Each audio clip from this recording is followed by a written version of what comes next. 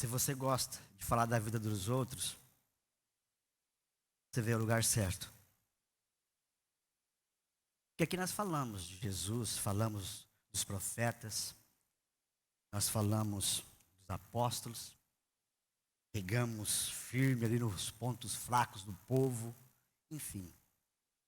Mas a palavra, ela diz assim, que quando eu vi a palavra, logo comi. Ela era doce, mas quando chegou no estômago, ficou amargo. É muito doce falar dos personagens, das pessoas que estiveram no passado. Mas quando termina de falar, a palavra se vira para nós. E aí a coisa fica amarga. Vamos à palavra. Vou fazer uma leitura. 2 Reis 20. Uma leitura extensa, de 1 ao 11. E nós vamos pedir a bênção de Deus, então, para que Ele possa nos dar lições aqui e ensino. 2 Reis 20, do 1 ao 11, está dizendo assim: E naquele tempo, Ezequias ficou doente. Aqui na minha tradução diz, quase morreu. E o profeta Isaías, filho de Amós, foi visitá-lo e lhe disse: Assim diz o Senhor, ponha em ordem a tua casa, pois você vai morrer, não vai se recuperar. Ezequias virou o rosto para a parede e orou ao Senhor. E disse Ezequias: Lembra-te, Senhor, como tenho te servido com fidelidade e com devoção sincera. Eu tenho feito o que o Senhor aprova. E Ezequias chorou amargamente. Antes de Isaías, o profeta, deixar o pátio interno, o Senhor falou com ele, e o Deus falou com o profeta. E disse: Volte e diga a Ezequias, o líder do meu povo, assim diz o Senhor, Deus de Davi, seu predecessor, ouvi a sua oração, e eu vi as suas lágrimas, e eu curarei. Daqui a 3 dias, você subirá ao templo. Acrescentarei 15 anos à sua vida, e livrar você e sua cidade das mãos do rei da Síria. Defenderei esta cidade por causa de mim mesmo e do meu servo Davi. Então disse Isaías: Prepara-te um emplasto de figo. E eles o fizeram e colocaram, e ele se recuperou. Ezequias havia perguntado a Isaías: Qual será o sinal de que o Senhor me curará? E de que eu estarei a 3 dias do templo?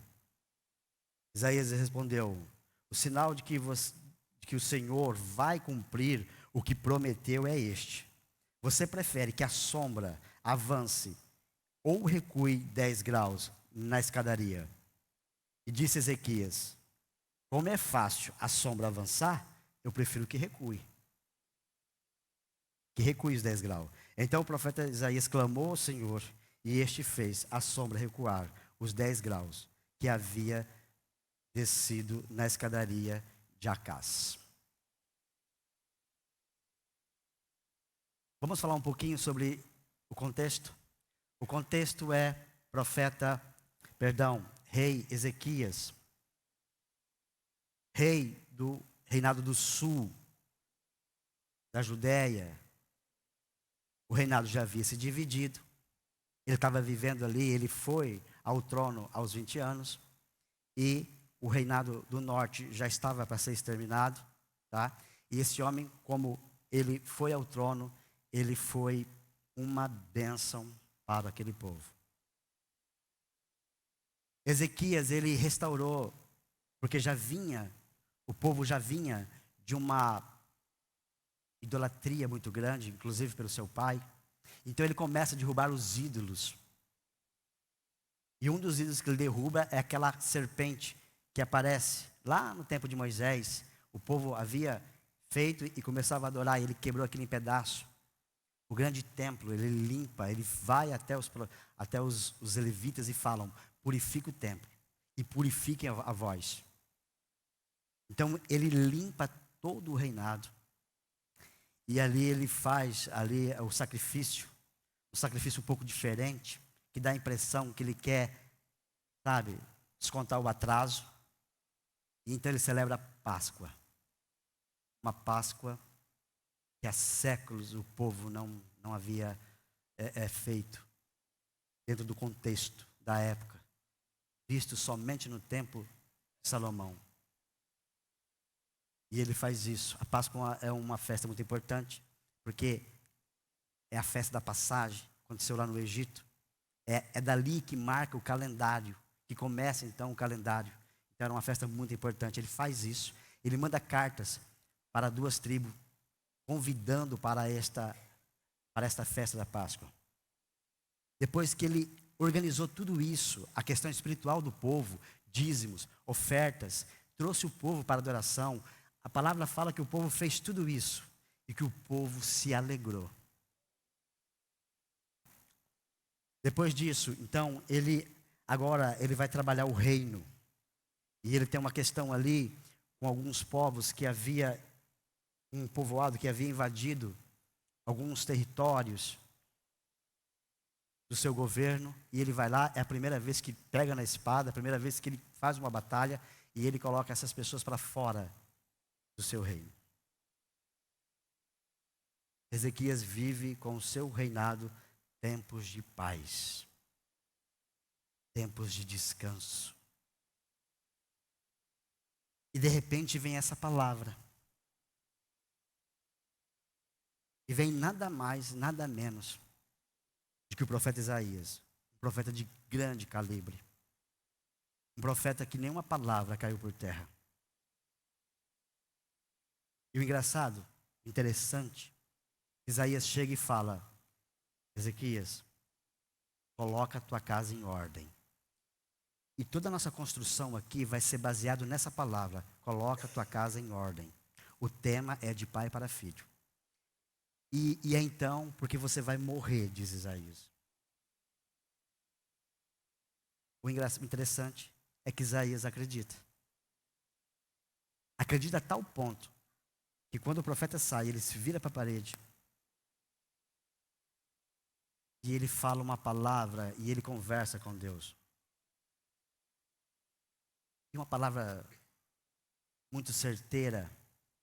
Ele fala assim: Deus, o Senhor sabe que eu andei conforme os teus caminhos. O Senhor sabe que eu fiz coisas que o Senhor aprova. Em outras palavras, ele foi uma bênção. Mas por que Deus pede para ele colocar a casa em ordem? Colocar a casa em ordem para nós, a gente sempre está ligado com morte. Sempre está ligado com morte. A gente geralmente contrata um plano, coloca as contas em ordem, mas aqui, por esse contexto, o qual eu disse, do que ele havia feito, a palavra fala que nunca houve um rei tão bom para a nação de Judá como ele. Então, aqui não está falando da fé dele, porque ele tem fé. Inclusive, a gente percebe essa harmonia com Deus, porque ele fala essas palavras e Deus já pede para o profeta voltar e mudar essa sentença. Então Isaías agora, ele tem 15 anos. Perdão, Ezequias. Tem 15 anos para viver. Eu sempre vou confundir Isaías e Ezequias aqui, tá, irmãos? Mas Ezequias é o rei e Isaías é o profeta. Há uma tradição oral que diz assim, que o rei Ezequias, por alguma, ou por visão, ou por sonho, uma tradução, tá? Uma tradição oral, tá? Ele teve ou por visão, ou por sonho, que ele teria um filho mau. Portanto, aqui ele não era casado. E ele não tinha filhos. E agora Deus deu para ele 15 anos. 3 anos depois, nasce o seu primeiro, seu unigênito, Manassés. E agora a gente começa então a construir algo. Quem foi Manassés?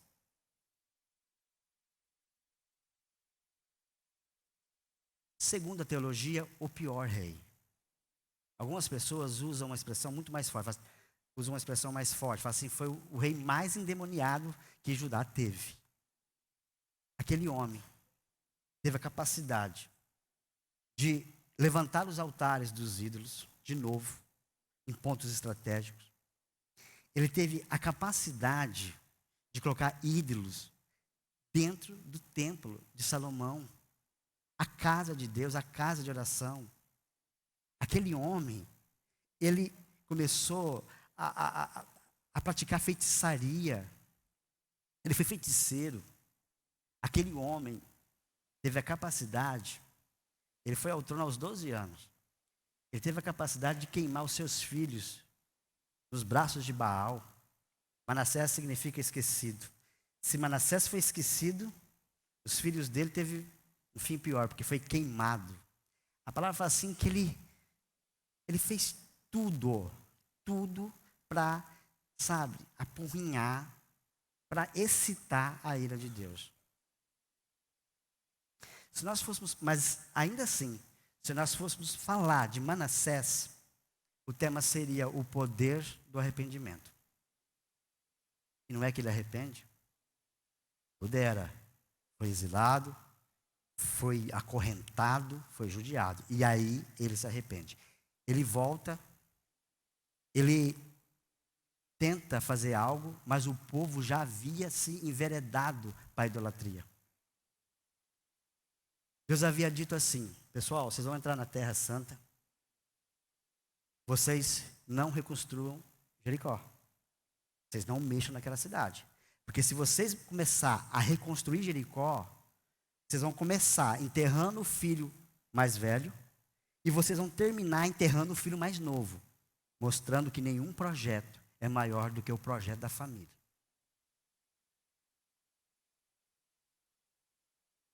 Jeremias, aparece Deus falando para Jeremias, fala assim, Jeremias, o povo vai ser exilado. O povo vai ser castigado. E vou dizer uma coisa para você. Se Moisés, estamos falando do tempo adiante de Moisés. Se Samuel, nós estamos falando do tempo à frente de Samuel. Se Moisés e Samuel viesse aqui interceder, eu ia falar assim, ó, muito bom, obrigado. O que vai ser pela espada, vai pela espada. O que é exílio, exílio. O que é pelas feras, feras. Aqueles que vão pela fome, fome. Não, eles vão ser exilados. Aí ele usa a expressão, tudo isso por causa de Manassés, o qual ele havia perdoado. Estamos falando de um período de 100 anos depois. Tudo isso por causa de Manassés, filho do rei Ezequias.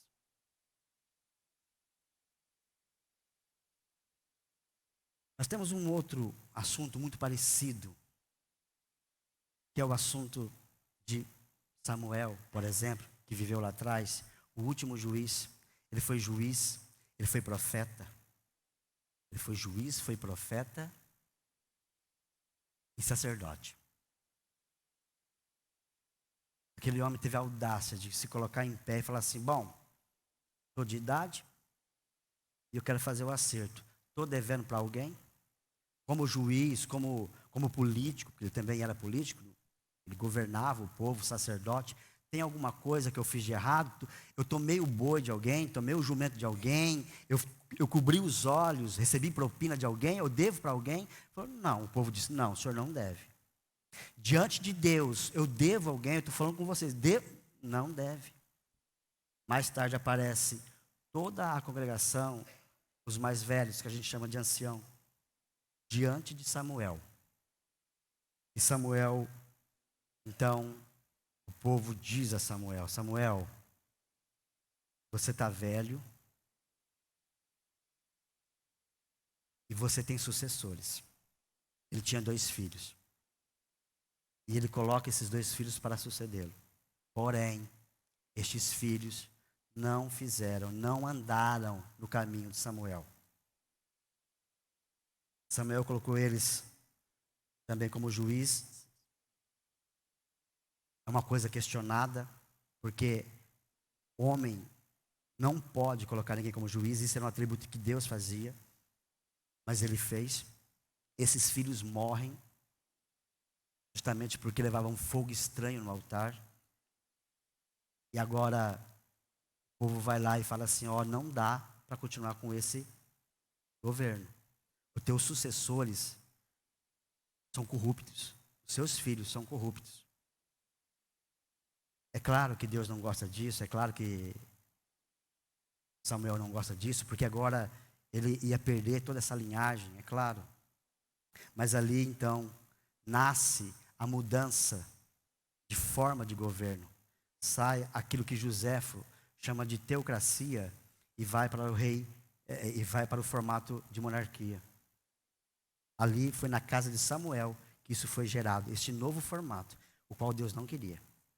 Bem como nasceu na casa de Ezequias, foi gestado o exílio babilônico, que foi algo extremamente que machucou o povo, foi um castigo, mas que deu grande resultado, porque depois disso o povo nunca mais adorou a ídolos. Irmãos, eu não sei se é de conhecimento de todos, mas quando o povo de Deus saiu do Egito, aquela geração morreu no Egito, no deserto. Nasceu uma geração no deserto. Essa entrou lá dentro. A que nasceu dentro da terra prometida, a palavra fala que não conhecia Deus. Nós temos países considerados protestantes, como Escócia, por exemplo. Uma das igrejas mais belas hoje, dentro dessa igreja, é um bar. Dizem que menos de 4% dos ingleses vão à igreja. Eu ouvi alguém dizer que nós estamos há uma geração para acabar, que vai afastar o povo de Deus. Eu ouvi dizer. Nós temos aqui hoje bares, a gente chama de boteco. Eu nem sei o que significa isso. Que viram igrejas. E nós temos em outros países que a igreja vira bar. E isso é assustador. Agora nós vamos entender um pouquinho o porquê do tema de pai para filho. Para isso, nós precisamos ir lá no livro de Gênesis.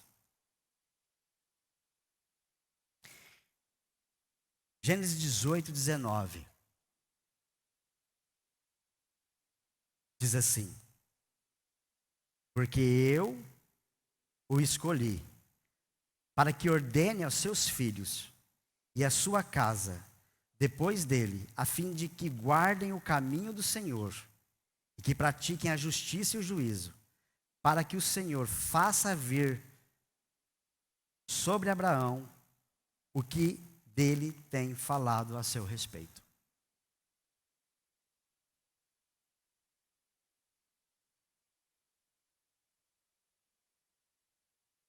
Todo mundo teve um papel importante.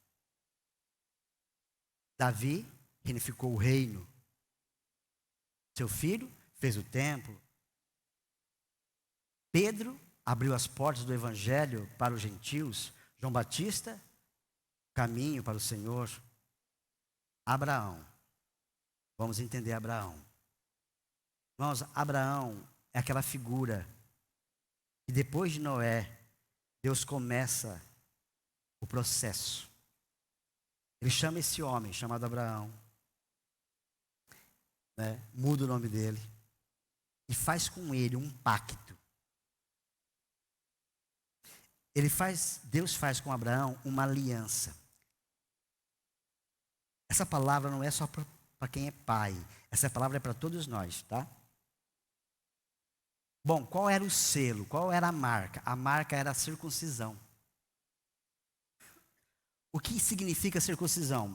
Pacto de palavra. Embora fosse um pacto de palavra, não era feito na boca e nem na língua. era feito no membro masculino. Essa palavra aparece com Abraão aos 99 anos. Ele se circuncidando. Penso ele sentado numa pedra, sabe lá de que jeito, fazendo esse serviço. Esse serviço. Afastado, sozinho, não sei. Essa marca era uma marca muito dolorida. O povo de Israel usou desse artifício justamente para acabar com o povoado. O povoado havia violentado as filhas deles. Não, beleza, você violentou, você tem que casar. Para casar, você tem que circuncidar. Fizeram isso 3 dias depois, o auge da dor. O auge, foram lá e atacaram. Uma pessoa, na época, uma pessoa que fizesse essa prática, vigente, há algo muito bonito por trás disso, usual lá. No terceiro dia, que era o auge, sem anestesia, sem medicação, talvez em prastos de figos, sei lá, e nem sei como fazer isso, nem sei. O povo não aguentava lutar. Por isso eles foram derrotados. Estou te falando dessa marca. Por quê? Porque essa marca é dolorosa. Ela é feita no membro masculino, na genitália masculina. Abraão fez aos 99 anos. Organizado é feito ao 8º dia na criança. De pai para filho. E olha a sabedoria de Deus. A gente acha que Deus só está na igreja. A gente acha que Deus só está na mente e no coração. Por que Deus fez isso? Por que Deus pediu que esse pacto de palavra não fosse feito na boca ou na língua, mas fosse feito lá? Porque toda vez que o homem, na condição, no contexto legal, se deitasse com a mulher, a fim de ter filhos, ele deveria se lembrar, porque ela tinha um lembrete. Ele deveria passar essa marca para o seu filho. Isso faz todo sentido. Quando a gente ouve assim, eu sou o Deus de Abraão, de Isaac e Jacó, todos circuncidados. Aliás, a propósito, Jesus circuncidado e batizado. Tá? Quando nós vemos lá aquele episódio de Saul e de Jacó, o prato de lentilha era um prato de luto. Mas quem havia morrido? Abraão. Então, agora, nós precisamos, partindo deste tema, é que nós precisamos, a palavra nos revela, nos mostra, que nós precisamos passar para os nossos filhos esta marca. O pacto da palavra. Toda vez que alguém for se dispor com a mulher dentro do contexto legal, tem que se lembrar que precisa passar a palavra. É necessário passar a palavra. Lembra que eu falei? A geração nasceu lá, morreu lá, uma nasceu, entrou. A que estava lá já não conhecia Deus. Nós estamos falando de geração, de passar a palavra. A palavra precisa circular. Eu vejo muita gente falar assim, fazer para Deus. Eu não sei se isso encaixa. Porque nós estamos falando de reino eterno. De um reinado eterno. E essa palavra, ela precisa andar, ela precisa caminhar. A palavra vai falar assim, ensina o menino no caminho que ele deve andar. Alguém disse assim, você viu que tem uma diferença? Ele não está falando ensina o caminho, mas ensina no caminho. Você tem que estar no caminho, tem que trazer ele junto. Nós temos ali no Antigo Testamento falando assim, você vai falar a todo tempo. Você vai falar andando, você vai falar sentado, você vai antes de deitar, quando levantar, você vai encucar isso nas crianças. Nós temos o departamento DIBS, departamento juvenil, belíssimo trabalho. Mas alguém escreveu assim, alguém disse assim: eu aprendi mais na cadeira de papinha do que no banco da Universidade de Teologia. Nós precisamos passar a palavra. Nós precisamos transmitir a palavra para os nossos filhos. Ele estava falando ali para o rei Ezequias, você precisa pôr tua casa em ordem. Ele não estava falando da santidade de Ezequias, das obras de Ezequias. Ele estava falando assim, você não tem sucessor. O povo vai ser governado por quem? Tá, beleza, ele teve o filho. Mas ele peca. E ele peca onde? Ele peca aqui, ó. No livro de Reis, no capítulo 16, ele vai dizer que Babilônia ainda não era Nabucodonosor, mandou lá os enviados. E esses enviados levou uma carta, tal, e aí então Ezequias o convidou para que eles fossem até lá. A Babilônia, irmãos, é o único império com proporção mundial. Daniel vai falar, ele é a cabeça. Lembra da estátua? Ele é a cabeça. A Síria quase se tornou, mas na verdade, o primeiro império com proporção mundial era a Babilônia. Então ele vai lá e mostra tudo para o povo, para esses representantes do rei. Ezequias, Isaías, fala para ele assim, escuta, o que você fez?